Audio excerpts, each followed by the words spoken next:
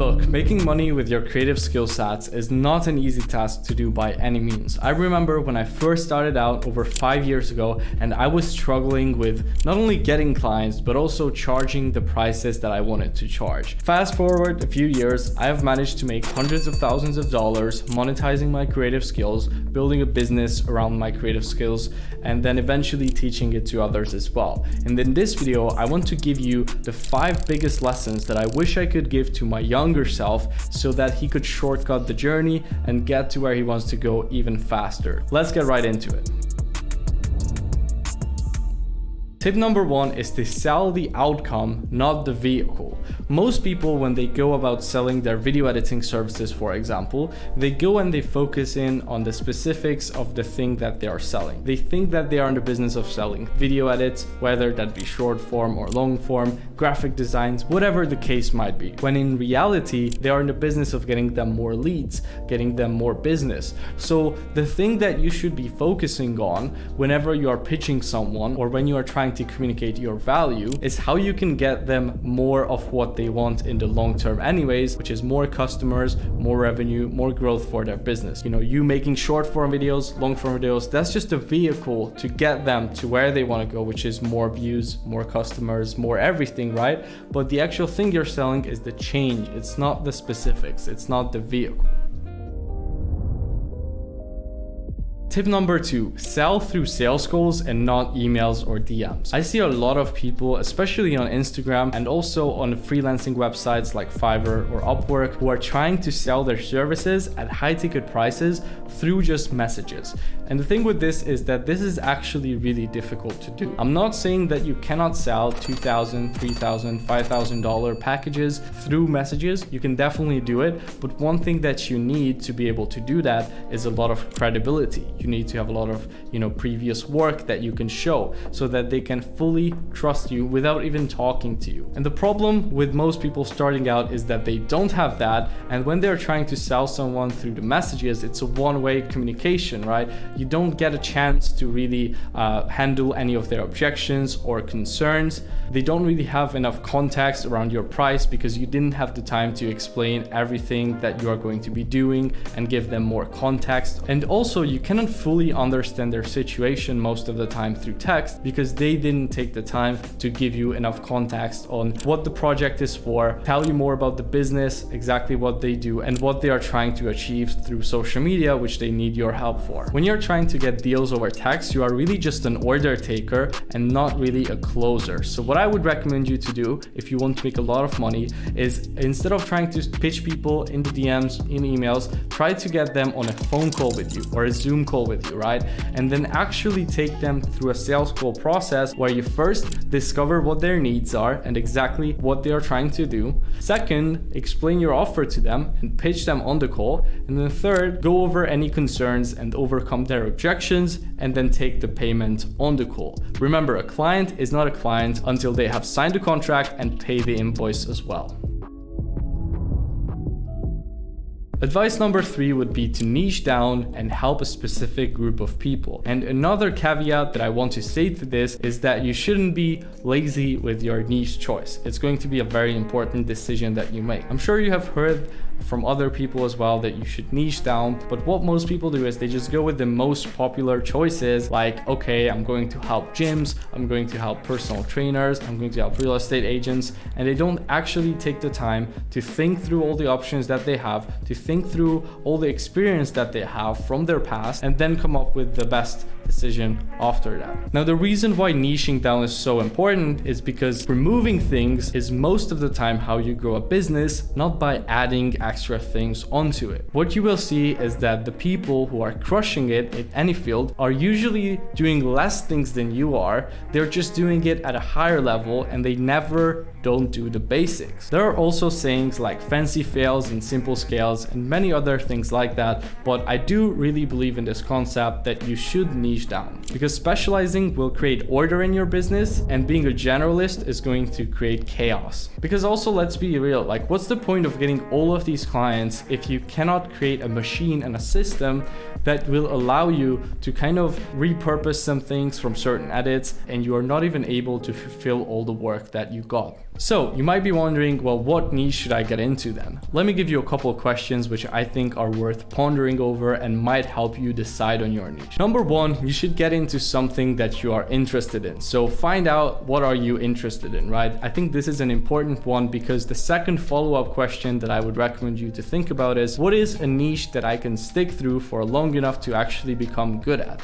The thing is, most people don't know what they're passionate about or don't know what they like because they are not yet good at anything. And the reason why is because when you start anything new, you will suck at it at first, right? When I started video, I kind of sucked. So I didn't really like it at first. But then as I got better, as I learned how to speak better as well on camera and so on, then I started liking it more and more. Also with pretty much any sort of video game, right? Like when you first try it, you suck at it, you don't like it that much, but then as you get better, you enjoy it more and more as well. So what is something that you are interested in enough that you will stick out that part where you are not that good in the beginning, and you can get to that point where you are really good at it, you are an expert, and then you can start enjoying it as well. Question number 3 is, does the niche actually need what you have to offer? Then number 4, does the niche's customers need what these businesses in the niche that you are looking at are looking to sell them? That's also an important question to think about. Then number 5, is the niche growing or shrinking, right? If you look at the newspaper industry, for example, it's been on a steady decline year over year for the past few decades. But if we look at online education, for example, it's been rapidly growing year over year over the past few years. So you want to get into something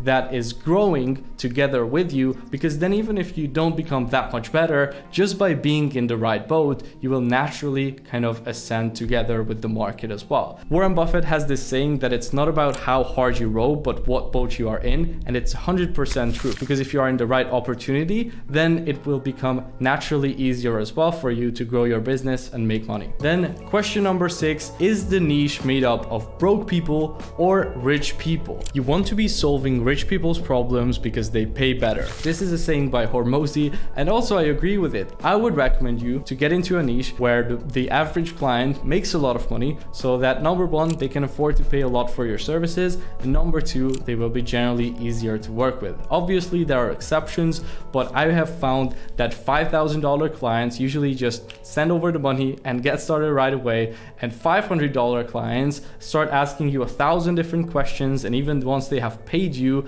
they will ask for a bunch of revisions and just give you a ton of headaches.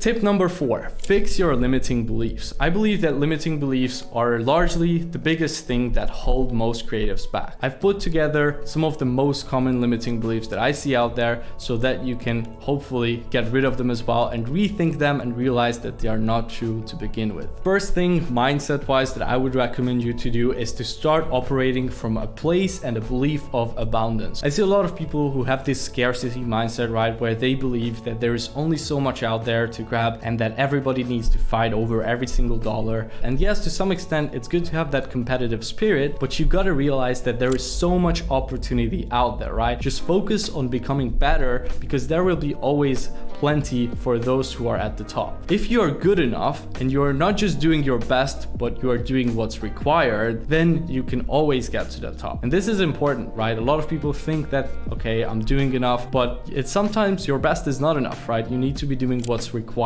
Okay, then second misconception or limiting belief that a lot of people have is that they believe that the market is saturated. Now, here's the truth, right? Niches, they don't saturate. Offer angles and client acquisition techniques can saturate. So the most important thing is, as long as a niche has problems, it's not saturated, right? There is always room for someone to come and solve those problems. Now it's up to you to be able to keep innovating and coming up with new ideas on how to solve a problem. So don't worry about the market saturation, just keep adapting and you will be fine. Then number 3, competition. A lot of people believe that competition is a bad thing and that there is too much competition in whatever it is that they are doing. Now the only people who are afraid of competition competition are people who are doing either mediocre work or who are lazy and don't want to keep innovating. Anybody else shouldn't be afraid of competition at all. The market is big enough for everyone who can actually solve a problem. Just think about it. Even if you have 5,000 people, let's say, who are competing with you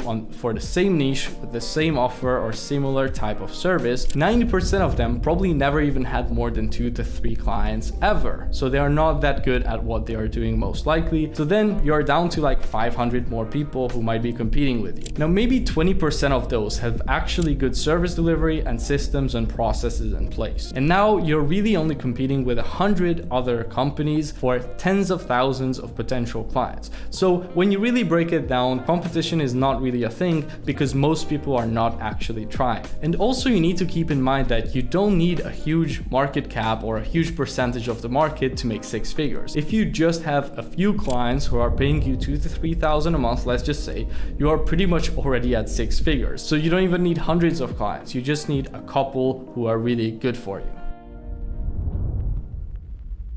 And tip number 5 is to focus. And I'm sure you have heard this before, but what focus is, in my humble opinion, is just removing dumb crap. That's all focus really is, because think about it. If you remove all of your distractions, well, what do you have left? You have focus. Because if you are playing a bunch of video games, right? If you are out there and drinking every single week, if you are eating unhealthy foods on a daily, if you're speaking with negative people, right? If you're doing all of these things, well, then no wonder you cannot sit down and focus on your work. You need to first go and focus on removing these things instead of trying to add extra stuff there. And then once you have done that, then you will be able to focus. And what should you focus on? Well, you need to focus on doing the right inputs in all aspects of your life. Whatever you have right now in your life is just the output that is created by all the inputs that you have made. Now, what does that mean? Well, first of all, think about your mind, right? Well, what content do you consume? What music do you listen to? What are you actually putting into your mind?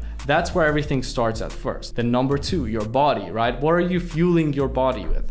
Are you eating healthy foods, or are you eating unhealthy and fatty foods which are slowing you down and slowing down your thinking as well? Make sure that the inputs are correct, not only into your mind, but also your body. And then business, what are the daily activities that you need to be doing? What are the daily inputs in order to get more appointments so that you can get more clients and make more revenue? Now, once you have started doing this and you are focusing in on your mind, your body, and your business as well, you might still not be seeing results instantly. So this is something important to keep in mind, that most results in life are delayed, usually 3 to 6 months from my experience. So even if you are doing the right things, you might not see an immediate change. That's why you need to stick with them for at least 3 to 6 months before you start noticing really big changes in your life. So I hope you enjoyed this video. I hope you got value from it. If you want to see more stuff like this, keep following my channel. And if you want help with growing a creative agency, then you can go ahead and schedule a call with me and my team, and we will see if we can help you. So hope you enjoyed, and see you in the next one.